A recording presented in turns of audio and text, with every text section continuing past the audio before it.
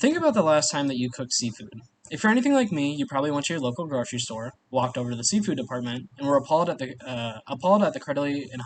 incredibly high prices, especially the prices for the few select fillets that were ethically sourced.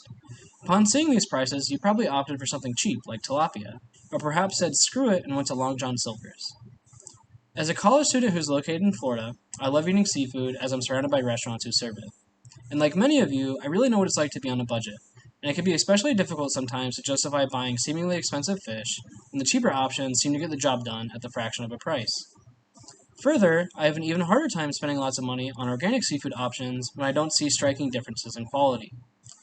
However, recently I began to understand how my seafood consumption is related to the overfishing industry and overall is related to the destruction of coral reefs and local small economies. For example, as noted by the Reef Resilience Network, over 55% of the world's reefs are threatened by overfishing and/or destructive fishing. Some regions, such as Southeast Asia, are particularly threatened, whereas nearly 95% of reefs are affected. So my thesis today is that consumers should consume ethically sourced seafood. So in this presentation, I'll tell you three main reasons why you should support ethically sourced seafood versus fish that's readily available at a low price at the supermarket. So 1, overfishing plays a massive role in the destruction of coral reefs. 2, indiscriminate fishing can hinder and devastate local economies. And finally, I'll also discuss how you can get involved in ethically sourced seafood yourself. So, I'd like to begin by talking about how overfishing is responsible for the destruction of many of the world's coral reefs. First, by investing in ethically sourced seafood, you're helping to fight the destruction of coral reefs that's caused by overfishing. So, overfishing is the term coined when fish are caught at a much faster rate than their stocks can be replenished. According to the World Wildlife Fund, overfished stocks have tripled in half a century, and currently, one-third of the world's assessed fisheries are currently pushed beyond their biological limits. Further, the damage done by overfishing is coupled with the damage done by bycatch, which is when unwanted sea species, especially endangered species, are caught along with the species that is being overfished.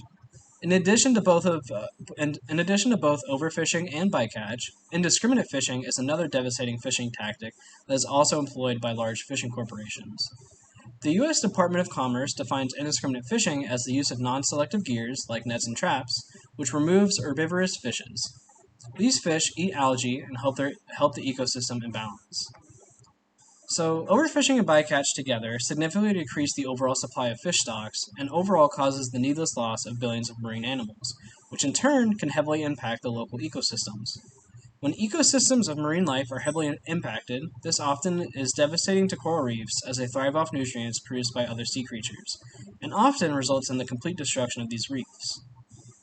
According to the Reef Resilience Network, one commonly used tool for overfishing is an incredibly destructive method called blast fishing, in which explosives are used to kill or stun fish for them to be easily harvested.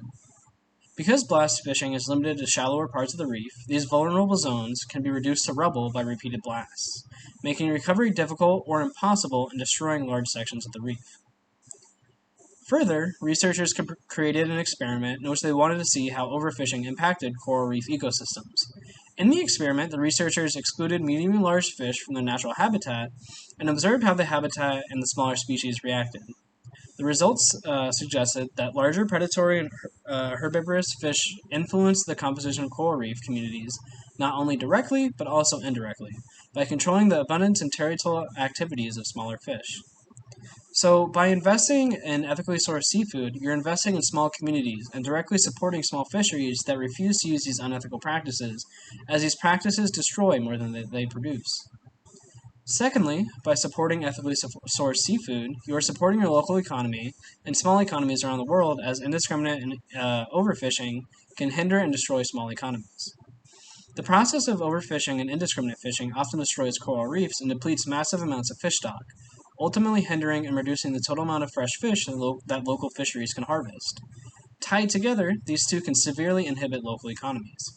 If there are no fresh fish for fisheries to harvest, they simply can't supply fresh fish to local customers, and therefore their customers are driven away to large supermarkets that receive their fish unethically sourced from overseas. Further, many small and large economies like Florida's are heavily reliant on their coral reefs and fish populations for their ability to bring in tourism. When coral reefs are destroyed due to indiscriminate fishing, this often destroys tourism, which can have direct consequences for many of these small economies.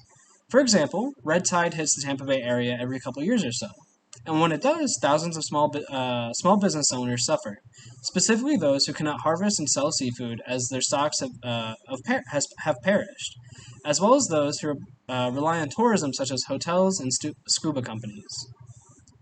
When reefs are destroyed due to overfishing, reefs usually cannot be revived, which often results in the destruction of the reef ecosystem.